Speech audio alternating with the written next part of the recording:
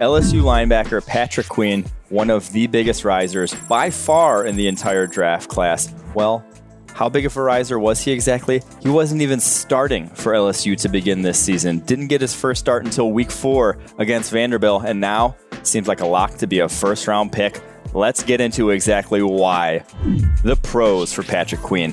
He's not only fast. I mean, he ran a 4.5 at the combine. That is fast, but he's not only fast. He's explosive. The guy wants to play through contact, wants to hit you, and wants to ruin your day. He has that kind of mentality. And then even though he's undersized, 227 pounds, which is that undersized anymore at the linebacker position? Not really. Even though he is kind of on the smaller side, though, still plays a physical brand of football. And what I love, what makes him my favorite linebacker in this class after Isaiah Simmons, is his balance in space.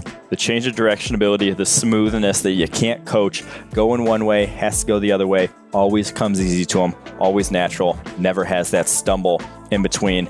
And what I also love is he got a lot better as the season wore on. Those early starts, you see some hesitancy to his game, and then he'd take it to the national championship game where he has his big breakout, the big coming out party. 6 stops in that national championship game against Clemson. Some big ones, too, on Travis Etienne in space.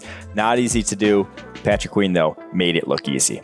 Let's get to the cons, though, and there are some. His instincts are still a work in progress. That's to be expected for a guy who wasn't even starting to begin the year. So not going to kill him for that. When he was in, matchup zones, he would often stare down the quarterback, let guys sneak in behind him. Still a work in progress in that regard.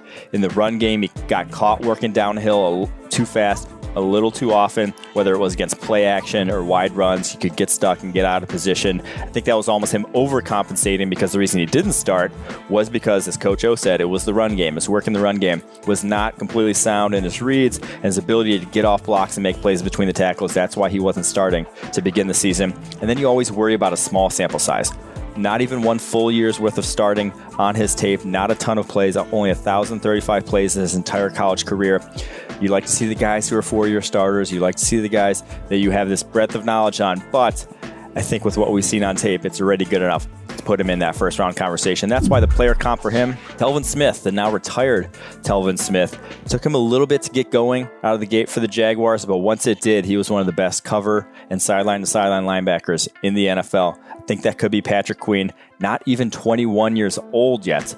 Patrick Queen looks like an ascending prospect in this draft class. So the bottom line for him, first-round talent, easily the second-best linebacker in this draft class. If you need some coverage in your linebacking core, he is your man.